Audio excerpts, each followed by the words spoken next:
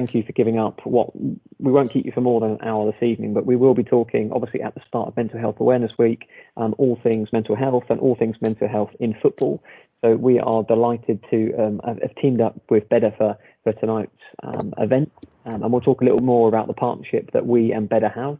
So we kicked off that partnership back in January this year, and you would have seen lots of stuff in the press, hopefully recently. And Razak has joined us tonight. You would have maybe seen him on Soccer Saturday a couple of weekends ago. So there's certainly lots of people here that will be talking about mental health and talk about the Better partnership. So maybe Razak, if I can throw over to you to start with, just to introduce Better and what you do.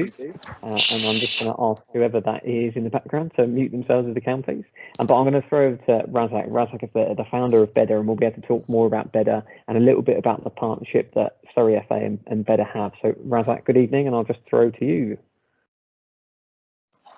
Good evening, Ashley, and thank you everyone for joining tonight. It's nice to see so many faces, especially at the start of Mental Health Awareness Week. So yeah, my name is Razak Merjan, and I'm the founder of Better. Better is a charity taking a unique approach to raising awareness around the topics of both mental health and suicide prevention. I guess the starting point for why Better exists is because it was founded following the loss of my younger brother, Better Merjan, who sadly took his own life at the age of 18 in April 2017. And as I mentioned, we're here to take a unique approach to raising awareness. We're not here to compete with the other charities that already exist. And ultimately, we look to bring people together who share a similar interest through a range of events and initiatives across education, wellness and recreation. We've partnered with Young Minds as our mental health partner and Samaritans as our suicide prevention partner to further the work that they do and promote the existing resources that are there. Now, we, before lockdown, started, focus on in-person events across, as I said, education, wellness and recreation, which ranged from seminars and talks, not just on mental health and suicide, but on sleep, nutrition, meditation, these sorts of things. The wellness side of it was workshops, meditation classes, yoga classes, fitness classes. And then the broader side, on the recreational side, we did a football match at Fulham's training ground, mindful painting classes, a concert at Union Chapel, ultimately, as I said, to bring people together who share similar interests. And then through that, we're encouraging self-care. We're softly raising awareness around these topics, and it shows that you don't have to have experienced loss through suicide or have suffered with mental health issues to be a part of what we're doing. And it hopefully appeals to different people in different ways. Football has been a sort of a key, and sport has been a key focus for us. And we're delighted to have recently partnered with Surrey FA to become their mental health charity partner. What that means is it means a few things. The first is we use Meadowbank as the home ground for Better FC, which I'll come on to in a second. And we're also working on a range of initiatives to continue to bring the conversation on mental health and suicide prevention sort of to the public domain through football. And one of them will be a series of episodes with some leading teams throughout the Surrey county, which you will hopefully be seeing soon when COVID restrictions allows us to get the filming underway. But it's a really exciting partnership. Surrey FA have been incredibly supportive, and it came about by good timing, and the support is certainly there. And it's nice because Surrey FA have taken again, like us, a unique approach to trying to develop a partnership that is authentic and hopefully will resonate with those on this call, but also that we'll see the content that we push out. One of the initiatives that we founded through the charity is Better FC. Now, Better FC is a football club that's open to all. We, as I mentioned, play our home matches at Meadowbank on the first Saturday of every month, and we're open to playing any team that would like to. We had our first official fixture in April, which was very special. We had we had Sky Sports down there, who sort of captured a great feature and televised it on Soccer Saturday last weekend, I believe, and it's available to see on our website. We were fortunate to also have a few Fulham legends turn up for us. Marvin Sordell is one of our ambassadors and now a regular Better FC player. We had Barry Hales, who you may know also from his days at Fulham, and Sean Davis.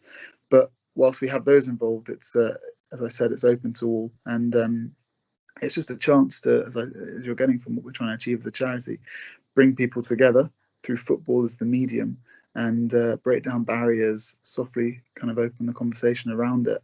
And again, you don't have to experience loss through suicide or experience mental health issues to be a part of Better FC, but by being involved in what we do, it's that chance to be a part of Better family and all play our part in raising awareness. So yeah, there's lots to come from us, especially from the sports world with Better FC and what we're doing with Surrey FA. And if anyone has any questions, please do feel free to reach out to us, or follow us on social media, which is better_UK. But yeah, really excited for this panel, and any questions, just let me know. Thanks, Razak. And what I'll do is I'll make sure that we signpost either throughout to the work of Better and Surrey FA and our guest speakers as well. We will signpost to the things that they are talking about, the organisations they work for, the initiatives and the programmes. So we will signpost all opportunities, and we will follow up with an email to everyone to make sure you've got absolutely everything that's been spoken about tonight. So don't worry if you don't have time to scribble everything down and get every Twitter handle and website link, etc. We will make sure that we drip feed you with that information. So there's a little bit about Better from Surrey FA's perspective. Obviously, Better is our official, charity mental health partner, as we said, and we are making a commitment more so than we ever have done before. While it's always been important, you will see a lot more from us in terms of mental health, both front and centre on website, training, CPD, whatever it might be, projects. There'll be lots of training opportunities. So we'll be signposting you to some mental health courses at the end of this. So if you're interested in getting some official qualifications through Mental Health First Aid England, for example, we are doing subsidised courses through them. So we'll be directing you to lots of opportunities in the next 12 to 18 months. And part of our strategy, both within refereeing, coach education, volunteer engagement, is going to have mental health at the heart of it. So lots more to come from Surrey FA and Better. And without further ado, let's hear from the people that are involved with mental health in football. So I'm just going to do some introductions, and I'll ask each of you, the guest speakers, if you don't mind, just to sort of introduce yourself and sort of, I guess, where you're coming from with mental health in football, your experiences, and just give us a brief summary. And then we'll dive into some questions, both from myself as the host and also some questions from those that have joined us this evening. So, Jay, you are top left of my screen. So, Jay, I'm just going to ask you to unmute yourself and just introduce yourself and talk a little bit about why you're joining us. Yeah, so I've played semi-professional football. I'm coming from a playing perspective, having experienced problems myself with mental health and having to deal with that whilst playing football. Actively trying to deal with it and the challenges that you face from that. Now I run some football tournaments as well, where we look to get people just all included, all playing football, just enjoying themselves and making the most of it and bettering people's mental health through participation and activeness. Yeah, and Jay, I might just touch on your experience, because your experience is coming from sort of within the changing room, so to speak. So yeah. Obviously, historically, mental health has been maybe a bit of a taboo subject, and it's not been openly talked about. Do you think you have seen from your experiences some changes in the way that mental health is being spoken about in a playing changing room environment? Not yet, honestly, not yet. I think it's a very touchy subject. It's quite well known. Men don't often speak.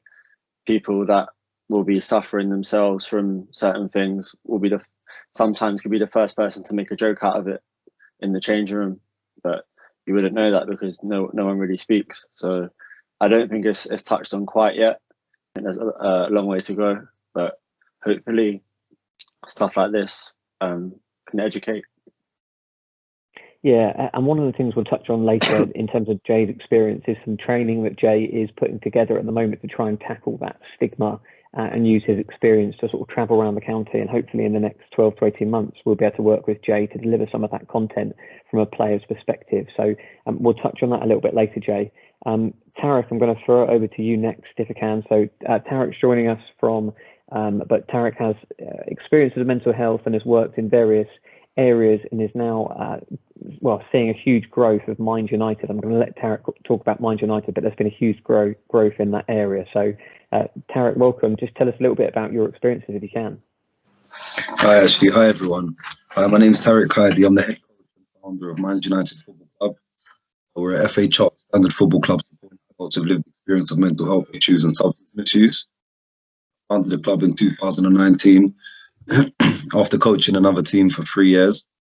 A team that actually came and kindly started coaching and offered me if I wanted to go on a level 1 coaching course, opportunity, and coaching the team every week, volunteering.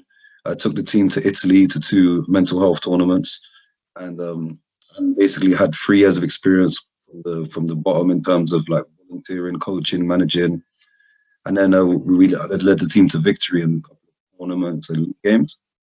After that, when I created the football club, we found it challenging at first. It was mainly me doing everything. We slowly entered into the North West London Mental Health League. That's Brunel University once a month. That was in October 2019. Since then, as we were unincorporated association at the time, since then, I've managed Middlesex FA Grassroots Coach of the Year. The club's got FA Middlesex FA Charter Standard Club of the month in November. And recently we received RBKC Mayor's Awards, one for individual contribution and one for our organisation. Corporate partners with Royal Borough of Kensington and Chelsea, Bridge Trust. We've got partnerships with the NHS, because we really, we're a community football club, but we're really big on health and wellbeing. So we've also got a partnership with North West London Commission Group, health partner for the North Kensington community, where we do our football sessions at Westgate Sports Centre, right in the heart of the North Kensington Grenfell affected community. So a lot of our members, they've been affected by the Grenfell tragedy. And yeah, we've managed to do a lot in the last 3 years. We've just managed to get COTS funding, so we're able to employ people on mental health first aid courses, suicide prevention courses, as well as many other like FA courses, Haymaker courses. We've on coaching courses, refereeing courses. We have volunteer pathways, which lead to paid employment as well. So anyone interested or anyone in the West London area, or that might know anyone around here, wants to join a club, Clubhouse on Latimer Road. It's open Monday to Thursday. We provide a variety of wellbeing sessions on and off the pitch. We do tennis as well. And literally, we've got great partner organisations, and in the North Kensington community, everyone's connected now, so we can signpost each other on a variety of different websites as well, where people can find us, directories, etc. So we're trying to fill in the gaps, basically. That's for now. Yeah, definitely. Tarik, thank you for the introduction. And it's really interesting because one of the things that ourselves and Better have talked about is this idea of building communities with mental health as a starting point. And Tarik and Mind United and Mind United before that, and the team that I used to coach, sort of prime examples of that. You know, credit to Tarik. Tarik has started this in 2019 and has kept his charity and organisation and team and squad running throughout the COVID period and gone from growth to growth and strength to strength. And developed a really strong project in the area. So that idea of community sort of partnerships is front and center of everything that Tarik does. So huge credit. And Tarik, I know we'll talk about your personal journey and how you came to set up Mind United a little later, but any questions for Tarik, just shout in a second and we'll go around and do some questions, because if anyone on the call is interested in sort of starting a project from scratch, then Tarik is certainly keen. There we go. Tarik is certainly the man to sort of show you how to do that. So we'll go to some questions in a second for Tarik. Okay, final guest this evening is Richard Glynne-Jones. Richard, I'm going to ask you just to introduce yourself and talk a little bit about the new initiatives from the FA and all things mental health related to refereeing. Great stuff, Ashley. Thanks for inviting me on this evening. So yeah, I'm Richard Glynne-Jones. I'm one of the FA's national referee managers. And we have teamed up with Mind to create a mental health champion scheme. And I suppose the start point for it was taking a number of calls from referees who were struggling with mental health problems. And actually, the number of calls that we began to take started to increase, and I'm going back way before COVID times now. Which prompted me to consider what we as the national governing body for football in this country should do to support each and every one of our 28,000 referees.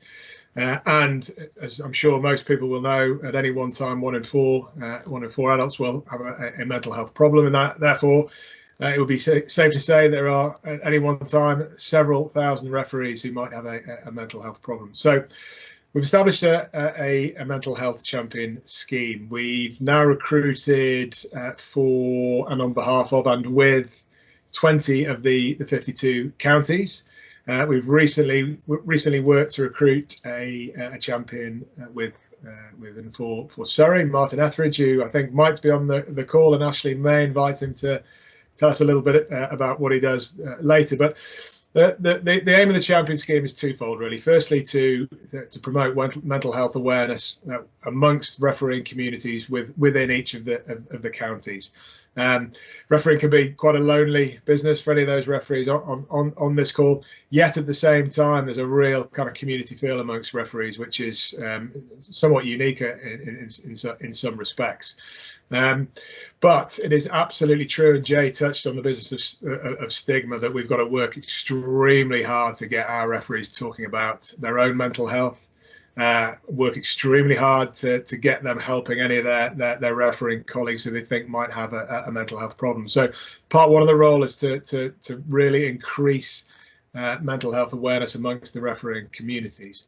Second part, which will almost follow on from that, is for the champions to act as first line supporters, really, or first line support for referees with mental health problems. So any referee in Surrey, in this case, who wants to have a natter with somebody who is trained to not to diagnose, not to act as a crisis support, not to act as a mental health professional, but to act as somebody who can listen and understand and signpost if necessary, then that's what the mental health champions, or certainly one part of the mental health champions role is. Our intention is to have at least one champion for each of the 52 counties around the country by probably end of September, beginning of October. And at which point we will be confident there'll be somebody trained within each county to act as support for any referee who just wants to reach out and have a natter about their own mental health, whether that's because of refereeing, the refereeing role, which we know can exacerbate mental health problems, or indeed whether it's something that has come about through whatever else might have happened in their own lives. If you're a referee and you've got a mental health problem, then in Surrey, Martin is going to be a really good guy to reach out to in the first instance. Yeah, definitely. And what we'll do is, Martin's not on the call at the moment, but I know he is keen to join and speak about his role. So all those referees in Surrey, we will be. Oh no, Martin is there. I think it's just his surname was hidden from me. It was guest as opposed to his name. But I think Martin is on the call, and I can see him potentially trying to unmute himself. I'll let Martin jump in if he wants to. But Martin has created a dedicated email account. So all of those referees in Surrey, you will be getting contact from us later this week, maybe the start of next week, to introduce Martin's role. So Martin, if you're there, I don't know whether you just want to introduce yourself and just, shout about what you're going to be doing. Right. Evening, everyone. My name's Martin Etheridge. I've been refereeing for 41 years now. So I've probably every mistake a referee can make, I've probably made in those years. I'm also the referee secretary for combined counties, so I'm responsible for about 100 referees and about 150 assistants in our own team. So what I found was that even within my existing role, there was a lot of acting as an agony aunt and support to referees, supporting them in all various situations. And now, so I'm very excited about this role, so sort of building on what I'm doing already. But I've got a lot to learn because this is quite a new area to me. So I'm quite excited to be working with the other champions and maybe to bounce ideas off colleagues in other areas. Thanks, Martin. And like I said, for referees or anyone else that's involved in the game in any way, feel free to reach out to Martin. Martin will be supported by Richard's team and us at Surrey FA, and we're all here to support you. I think it's really interesting that we talk about mental health and it's an agenda that's often talked about, but actually within refereeing, we often forget that referees are just thought of as sort of, they'll take it on their chin, the abuse, it's just part of football. But actually the abuse and the anxiety and the pressure that comes with that role, like when you can be quite isolated, like Richard said, it's interesting that actually those things are massive factors that could potentially affect mental health. So it's really pleasing to see the work that the FA are doing, and it will be on, like I said, our agenda at Surrey FA.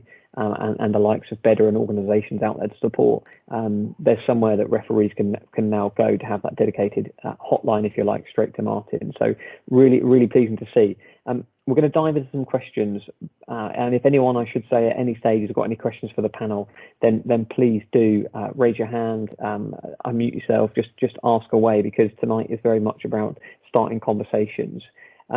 But one thing I'd like to touch on with the panel members to start with is just this idea that, COVID has had a massive impact on lots of people's mental health. We've all been cooped up for longer than we want to. We've not had the social interactions, which are obviously really important for mental health. And Jay, I might just start with yourself from a player's perspective. Obviously, you're missing that 3 o'clock Saturday buzz, or whatever time it is now, that we seem to play football at random times across the week or weekend. But without that sort of changing room banter, camaraderie, whatever you want to call it, I just wonder from your perspective whether you've seen any changes in that break now that we're back. Yeah, I mean, there's been plenty of changes. I think everyone, first of all, missed what you mentioned, that camaraderie and just the feeling of being on the pitch. When it comes to football at any level, I think when you're part of a team, that it becomes your second family. So sometimes you need that second family to deal and cope with certain things. You might not get that enjoyment anywhere else. You might have felt stuck at home, cooped up, like you also said. So just people being able to get to football and get to see their friends and their family that they feel that they're part of at football is important for them. So it's always good to see people back on the pitch. Even like you'll walk through the park and see like under 10s, under 11s just training. Like, just makes you happy that people are allowed back out just to be out there playing football again. Yeah, and I guess there's that sort of physical mental health, that the physical activity and mental health go hand in hand. And I think there are probably lots of footballers like yourself that probably take quite seriously, but then you have what I would call, your genuine grassroots footballers, probably myself on a Sunday morning, who actually just some exercise once a week with the mates at your power leagues, your goals, or your Croydon League, whatever it might be near me. Yeah. With that physical activity, that one activity is lost in your week, and then suddenly that's your one piece of physical activity that's gone for the entire week potentially for some people. Yeah, and it's important that even if it's just that once during the week, it's an escape potentially from certain things that they may be dealing with at home, at work, and just that one session can just be enough for people. Sport is also a great way to make friendships and build connections, and for some people that's really important to just help with them, and just being with people is that, I guess, the people that are not always the people that are at home with them. So just an alternate person to speak to or be with can bring the best out of people. Yeah, definitely. And I think that return to football, I'm going to touch on refereeing in a second with the return to football. But Tarik, from your perspective, obviously you have a big impact on your local community, or, sort of around the Grenfell area, and your project has impacted lots and lots of people. But I wonder what the COVID break, because you guys were unfortunately unable to run your weekly sessions, but how have you found that COVID break or what have people from your squad or your group sessions talked about in terms of the COVID break, how it's impacted them, and not specifically having Mind United there to support them? Well, we were very innovative and adapted to the pandemic, whereby we were running Zoom groups, fitness groups, and because we were a disabled sports club, we were exempt from certain guidelines, certain restrictions. So basically, we got a lot of feedback when we were doing like Zoom groups, team talks, check-ins, these types of things for all of our members. And a lot of people were saying how we put on weight. Obviously, where they were training with us weekly, at the time it was only twice a week. Now, since the return to football, since the 29th of March, we've now managed to get funding so we can do football every day. We've got a full multi-sports program every day, 3 p.m. Those are some of the things. Obviously, people, where we were doing the online thing, there were some people that didn't have smartphones. They had to get funding to help people get smartphones and so their friends and family. The main things were, obviously, people are told to self-isolate by the government, and one of our aims and objectives is to reduce isolation. Really hard having to adapt, like I said, but we found ways to be innovative. And once we returned, we came back with a big plan. We've been planning through that time. In COVID, we were planning. Everything was a plan, and everything's come into place now. The only problem was that Westway Sports Centre was closed, so we couldn't actually do our project at Westway Sports Centre. We were doing like wormwood scrubs out here and there, COVID crossbar challenge kind of thing. But yeah, we've adapted really well. We've got COVID-19 risk assessment, and yeah, those are the main things people were saying. Like obviously where they weren't doing exercise, some people find it hard to like exercise alone. For example, we like the football where it improves all the different 4 areas of well-being, like you were saying, emotional, physical, mental, confidence as well. Like when people come on the pitch, it improves all their confidence, and people find it really beneficial for their well-being. So I'll leave it as that for now. Yeah, and I think Tarik used to play in a team specifically for people with mental health, and we worked with Kingston Mind when I worked at a previous role at Fulham. So when I was coaching the team that Tarik was part of, it is amazing how Tarik, probably the teammates that you can recall from back in Kingston, who would rely on that weekly session and then the additional fixtures. So we didn't have the problem of COVID back then, but to have that removed, it just shows the isolation and the physical health and how it links to mental health. I think it's really interesting, and it's great that you've got so many people returning to your organisation. Richard, I'll come to you just to talk about that theme of return to football, but also the anxiety that's caused by that. Now, I know in Surrey we had a big survey that went out recently, but we had a survey went out last summer to ask referees their opinions about the return of football. So a lot of referees didn't re-register. More referees than usual didn't re-register. And we did a survey to try and find out why. And there was a lot of people that talked about COVID and cited COVID as their reason for not returning to referee, whether that was anxiety or pressure that they felt, isolating, whatever it might be. So I just wonder, from your experiences, have you seen a change in the anxiety levels of referees in particular reaching out to you to say that they're concerned about returning to refereeing? Truthfully, Ashley, not really. It is right to say that fewer referees re-registered. However, the picture nationally was that not a hugely significant number failed to re-register, and we were, I think, probably a little bit surprised by that. We thought, with the complete absence of football for long periods of time, then quite a lot of referees would drift away from the game. So we've been pleased that whilst a relatively small number have failed to re-register, lots have. And I think that's largely down to the work of the counties. The counties have done some brilliant work keeping referees engaged throughout this period. Lots of online development. We've done quite a bit of it as well, and that's really helped to keep referees engaged. And it has been a real challenge, and not unlike players and coaches. You know, and dare I say, referees are like players and coaches. I'm sure there'll be lots of people out there who completely disagree with that statement. But in the sense that every week referees have been used to going out, officiating, being part of the sport, being part of the game, and in the same way it's been taken away from players and coaches. Likewise with referees, and there's a strange one with refereeing and mental health, in the sense that poor refereeing experience, or a poor experience that referees have, whether that be through being on the wrong end of inappropriate behaviour or abuse or whatever it might be, can really exacerbate a referee mental health problems with referees. At the same time, referees will tell us that they need to referee to help their mental health improve. So there's a real balance there, actually, and I think that lots of referees have clung on to the hope that has now become the reality, thankfully, that they can get back to refereeing, so that actually their mental health can improve. So yeah, look, we've definitely lost a few, Ashley, no doubt about that, but one hopes that as we get back into next season particularly, they'll start coming back, and we've got lots of initiatives going on now to try and recruit more and more referees into the game through a new course and new online learning, etc., which will, with any luck, help us out.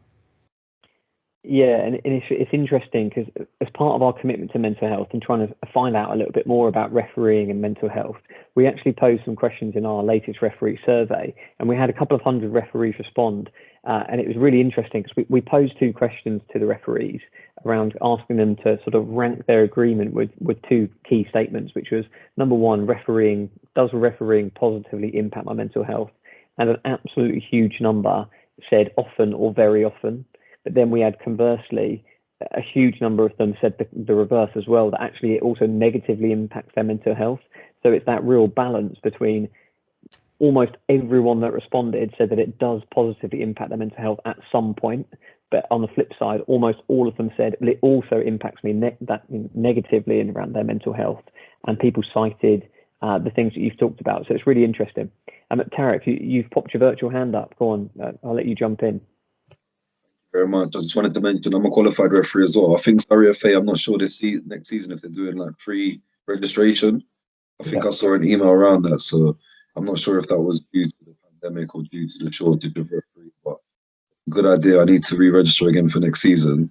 I can say that as a referee, like you're saying, sometimes obviously if you've got like time on your hands or whatever, yeah, it could be positive to be refereeing better than doing other things. But for example, negatively, yeah, I can say firsthand, yeah, it's never negatively impacted mental health when I've been refereeing goals in the Nando's league. Basically, a lot of the people that need to be taught about respect, we need to learn. For me, I've had to show a lot of resilience, and I'll stick to the laws of the game no matter what. But what I wanted to mention was, for example, goals are not FA affiliated anymore. So during the pandemic, when I was given the referees, it was like COVID-19 guidance from the FA, goals weren't implementing the same rules. So like small things such as touching the ball, like in our sessions, it's very serious. No one's allowed to head of the ball. No one's allowed to touch the ball with their hands. Only goalkeepers with gloves on. They regularly like wipe down the balls, etc. But like goals weren't doing the same things. And in certain things, like for example, in small-sided games, there was like guidance to say people shouldn't be touching the boards because obviously if people are touching the boards, someone else touches it, COVID could spread or whatever. Yeah, these things weren't being done, so it was like I was having problems with them. And then I thought, you know what, I'm not doing this because if it's not going to get done safely and they're not going to enforce the COVID-19 guidance from the FA, I'm not doing it. So yeah, I've stopped refereeing for them now, but I've got so much work on with the club. Yeah, I've left it for now. And I think it's interesting, you talk about, mental health, the referees and the pressures on them and the isolation. We ran a workshop for return to football. And one of the big things that referees were asking us was kind of like you said, Tarik, like some of the COVID rules and changes that COVID had, people were worried about the impact that it was going to have on them as referees. They're isolated, they're there by themselves. Have they got to, monitor COVID, social distancing? And a lot of referees felt an additional pressure, which is why they joined us on our call back in March /April, where we were returning and we had a dialogue with referees, and lots of people said, I'm anxious about it because I want to get back out there, but I've got all these additional laws that I need to worry about anyway, and now I've got this additional laws and regulation from COVID. So yeah, it's an interesting point. I'm going to throw over to one of our guests. Now, I can't see your name properly. It just says guest in brackets for me, but I think you just had your hand up. I don't know who that was, but feel free to unmute yourself if you want to add something. Yeah, it's me. Sorry, it's Damji Ghulam. Just a quick question with regards to not just the refereeing, but the player side of things. I think we've got a player on the panel who went through some issues himself.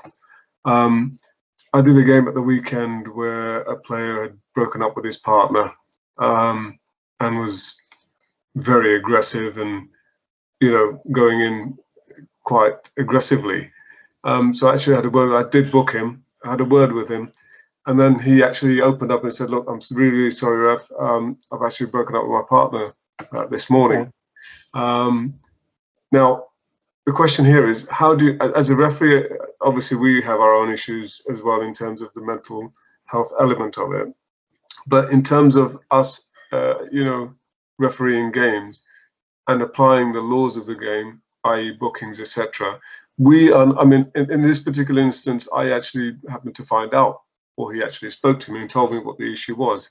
So I actually spoke to the manager and I said, look, why don't you just take him off for a while, let him calm down, and then he can come back on kind of player management or whatever you want to call it. So how does one sort of, those telltale signs, because some players don't open up, some players, and they'll just go into a tackle or whatever. And we are not to know what their issues are or behind that tackle, or what happened the previous morning or the night before or whatever. And we will apply the laws of the game. And, where do you draw that line? I mean, we're not to know. That would have an adverse effect if that. Dan, it's a really good question. You're obviously a referee. I might throw. A couple of people have put their hands up that want to contribute, but I might just quickly throw Richard and Jay, and I'll come to Tarik and Steve in a second. They've got their hands up. I've got another one as well. Just sorry to interrupt you. Go on.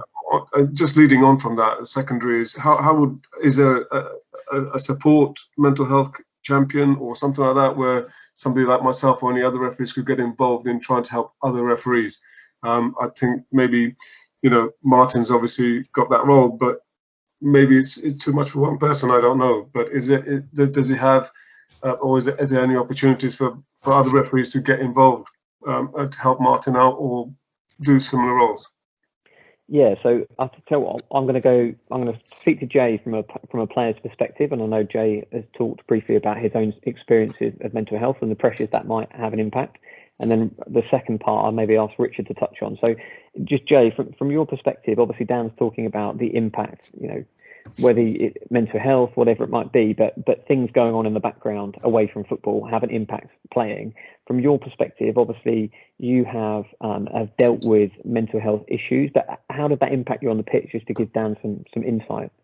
Yeah, so mine wasn't anything to do with love or relationship. Mine was to do with my health.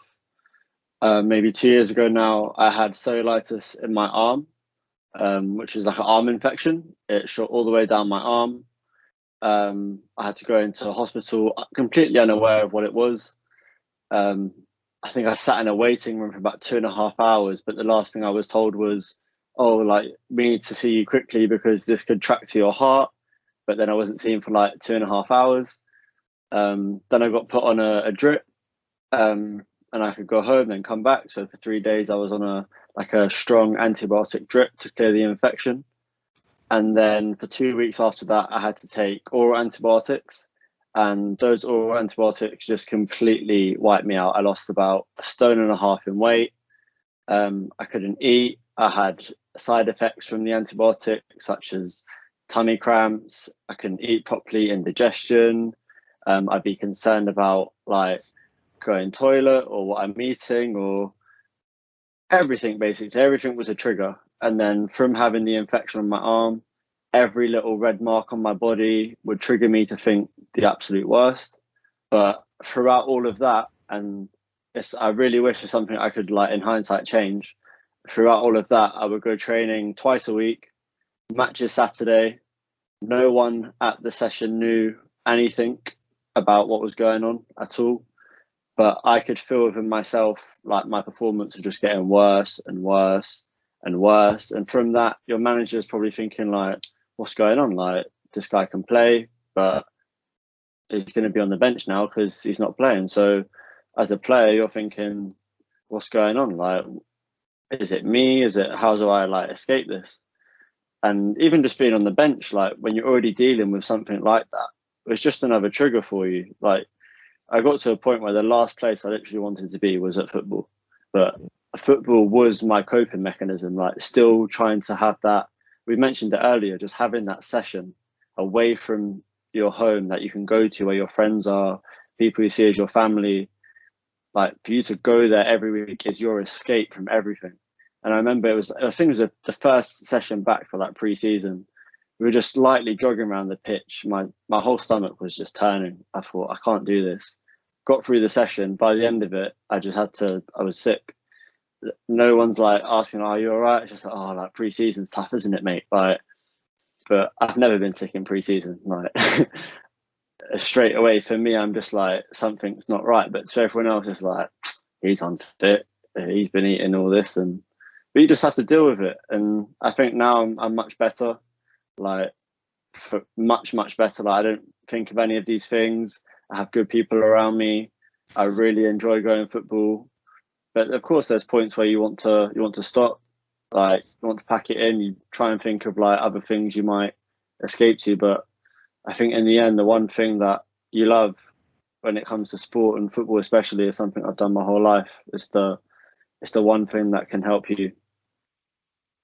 Yeah, and Jay, it's interesting because obviously with that, you were obviously potentially hiding something and that had an impact on your performance, but it's whether or not, I guess, that Dan's comments there around like the person came and spoke to him as the referee. You obviously bottled that up and wouldn't have spoken to a referee, but would you advocate people speaking to their teammates and or the referee in Dan's example there? I think the referee example is a crazy one, to be honest. From a playing perspective, I would have thought that the referee is the last person someone would speak to because they literally have nothing to do with that individual. So I think from a player perspective, maybe getting a yellow card is a trigger. Like you're already dealing with something. To get that yellow card and maybe get sent off and then think, I've got to go and face the FA and get this fine. Like it can potentially be another trigger. So I understand from the playing perspective why that player may have like reached out to the referee and made him aware, because that's something he didn't want to deal with after that. He already had enough to deal with. Another issue packed on top. And Richard, from a refereeing perspective, just to kind of answer the second part of Dan's questions, there's a couple of people in the audience that have raised their hand as well that probably want to add in. But from a refereeing perspective, obviously Dan talks about Martin's role, but what other support is there? Are there things locally, and Martin may be aware of things locally, whether it's from a referee association, etc., but additional support for referees? So really briefly, Ashley. I suppose the whether more mental health champions are taken on will depend on the demand. And what I'm about to say will sound really quite silly, fairly counterintuitive, really. But the more people that talk about their mental health, the more people that contact Martin in this instance, the more demand that there is, that will potentially lead us to look to recruit more people and expand the network of champions. We want people to talk about their mental health. We want people to contact Martin. We want to be able to take on more mental health champions because that will tell us that people are talking and beginning to break down the stigma. So that's the first thing to say. Secondly, I would say that, and Dan, to sort of address your question, can you help out? Yeah, look, inform me, Dan. Of course you can. You sound like a guy who wants to help out, and start talking to your colleagues. Start talking to them about mental health. Start that conversation, because if it's not you, then it won't be somebody else. So we've all got a responsibility to start talking about our mental health and to really get that ball rolling. Is there other support available? I don't know within Surrey. Ashley, Martin will no doubt be looking into that, and will no doubt then be communicating with referees and with the refereeing networks about where they might be able to turn. But in the first instance, look, let's all within the refereeing community talk about our mental health and get in touch with Martin and start sharing, for sure. Yeah, definitely. And Steve, I'm going to throw to Steve, one of our guests, Steve P. You've put your hand up. I don't know whether you wanted to add anything on refereeing or Dan's question at all.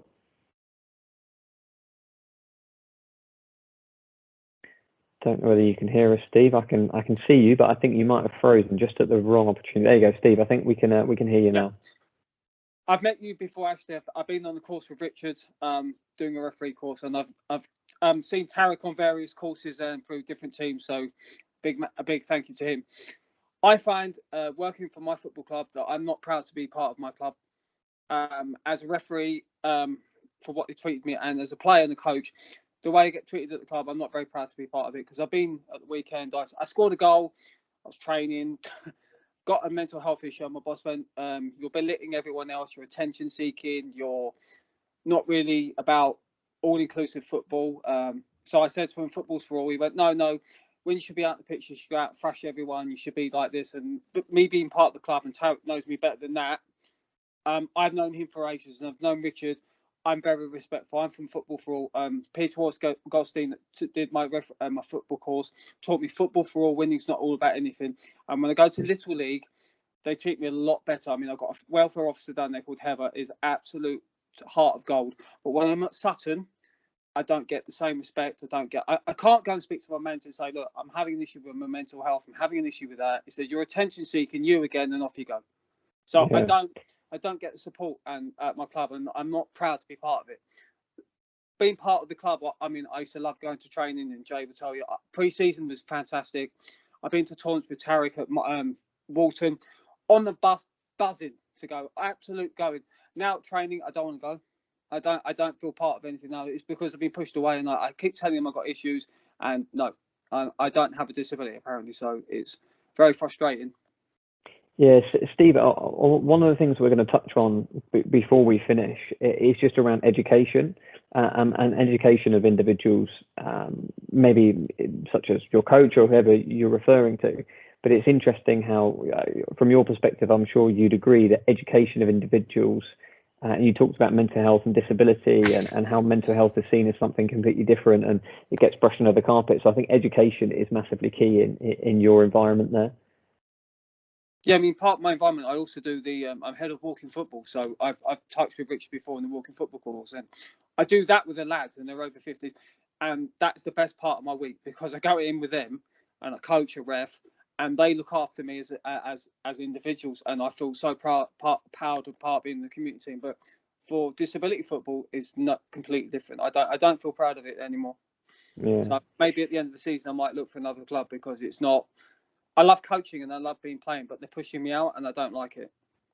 Yeah, well, Steve, I'm sure there's lots of opportunities out there in Surrey, so please get in touch with us and reach out if we can support. I'm just going to, off the back of your comments, Steve, JF, you've raised your hand. I don't know whether you wanted to add anything, JF? Yeah, I just want to add to, I run a grassroots football club. We've got about 1,000 players at the moment. And the reason I'm doing these courses, and I've done the mental health first aid course, which I finished last week. And the reason is because we had a discussion and we believe that it's not only the counties, but clubs have to get involved in this. And they need leads. They need mental health first aider leads where people like Steve can come along and actually talk to their clubs. And I think it's really important when Richard said everybody needs to get involved. I think we as counties and leagues have to push all our clubs to actually take this seriously for the first time and actually have lead members. So eventually every single manager or somebody within every single team is in brackets aware of mental health and is a mental health first aider. So I think this is the beginning of the journey, I think, for clubs and for leagues to take this on. And I think it's happened, really, people have become recognizant of it, I think, in the last 8 months, I think, because of COVID.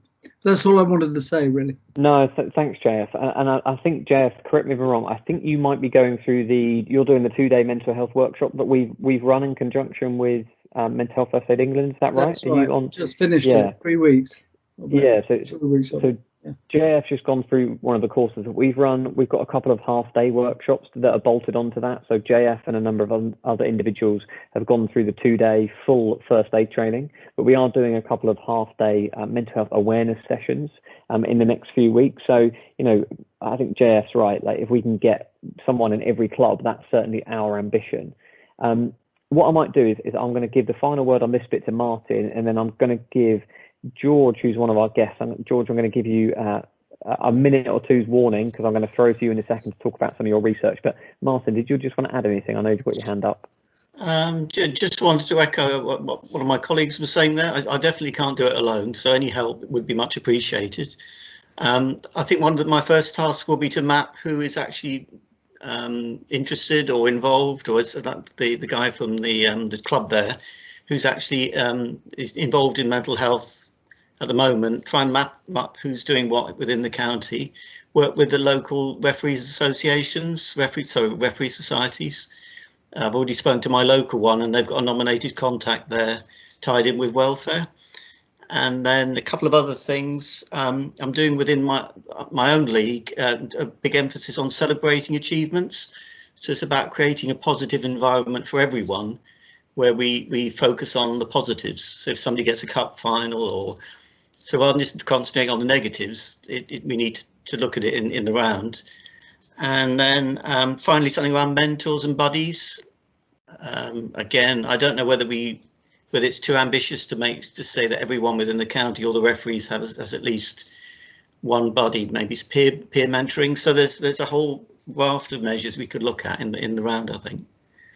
Yeah, definitely. It's interesting, actually. On the referee survey, I was going through it a couple of days ago after it closed, and a few people mentioned a buddy system for referees in particular.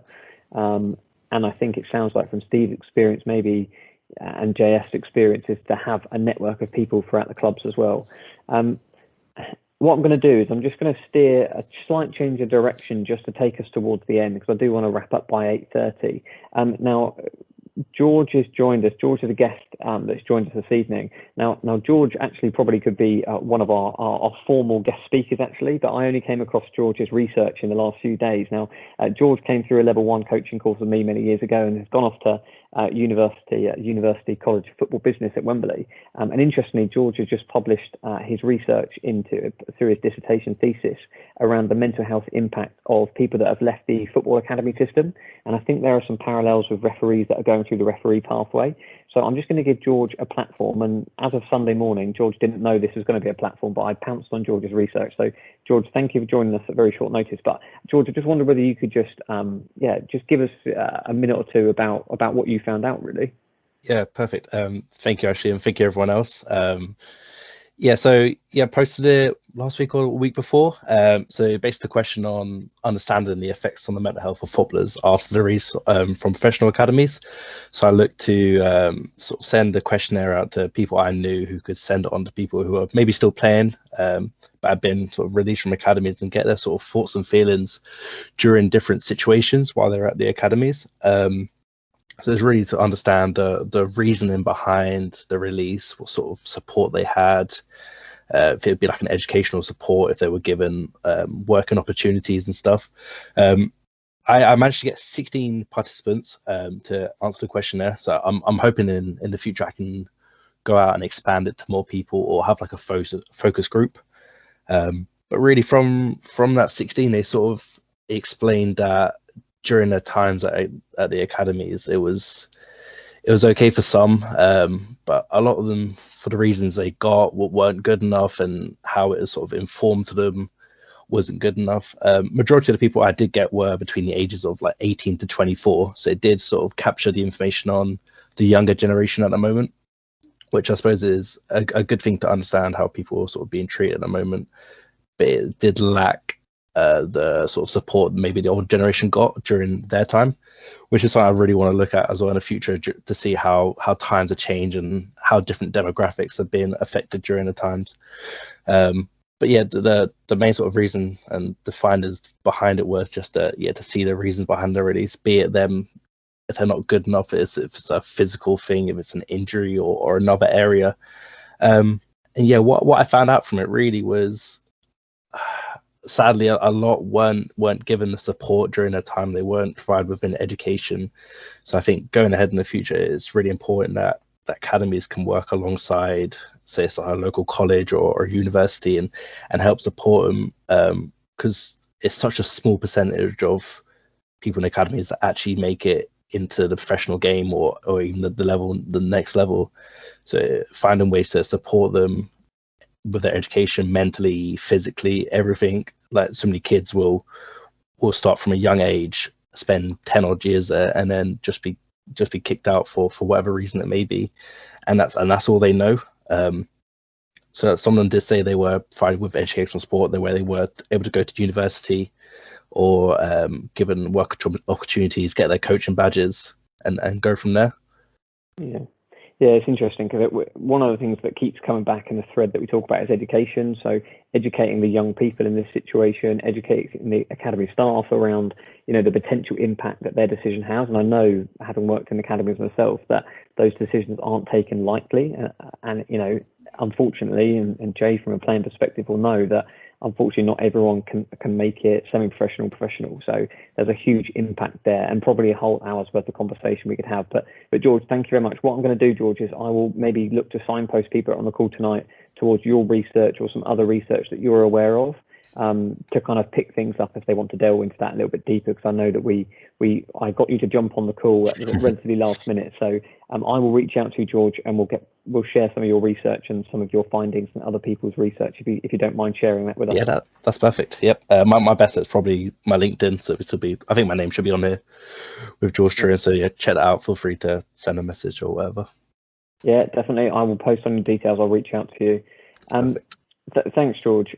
So look, there's so much that we could talk about. There's so much things that we have spoken about. We do want to kind of look to draw things to a close. We've taken up enough of your time, and there's probably some football on. I know there are probably some Fulham fans that are desperate to find out whether or not their team are saved or not. I think or not is probably the key one tonight. Yeah, look, there's lots of other things going on, so we appreciate your time. And I just wanted to really, I think it would be wrong of me to have the last word tonight. So I'm just going to let Jay, Tarik, Richard, Razak, or anyone else that wants to jump in just to sort of have the final word, and whether there's any advice or signpost to any key support that people might need. So Tarik, your hand's gone straight up. So over to you, Tarik. Can you hear me? Yeah. Yeah, no, I'm just checking these headphones. It saddens me to hear about what happened with Steve at the club. So many clubs, I'm hearing players having these issues as well. I suggest maybe asking the team to look at the mental health team as opposed to just maybe that way they'll get more of an understanding, like Ashley said. There's if someone Googles like setting up a mental health project, come up with a lot of guidance, and download some PDF documents. It's not hard to do if you've got the right support in place. And yeah, from listening to this whole meeting, I've understood how far ahead we are from what I thought we was in terms of mental health, community, etc. We don't. We're supporting people that's unemployed, people that's not professional or anything like that. Most of the time, it's people in the community. We've got partnerships with CNWL, St. Charles Mental Health Unit. So people that have been inside the hospital, they can go to with a score to leave, get escorted to our football project. Then when they come out of hospital, they've got somewhere safe they can come to each week, connect with the community. The people inside the hospital, the staff can still check up on them, make sure they're all right if anyone needs to talk to them. So we've got so many links inside the community, and hopefully other clubs can do similar things of support people. Last season, we only had one team in the North West London Mental Health League. Now we have 3, and we just created a female-only side as well. They had their first training session last Thursday. They played their first game on Saturday against Ability Stars. We also had our first 11-a-side game against Sutton United on the 10th of April as well. I saw Steve down there as well. That was really nice. And like Steve said, he's always respectful and polite as well. We've always had great bands and that. Very Football for All League and the Mental Health League. But yeah, it's really been interesting today. Thank you for inviting me. Actually, I really appreciate it. Thank you guys for listening as well. And we will direct people in your direction for those that want to start up mental health clubs or have strands within their clubs, because there are people like JF and other people who I know that sit on committees at clubs and might want to get started. So look, thank you for your time. Jay, thank you for giving your personal insight and sharing your experience from players.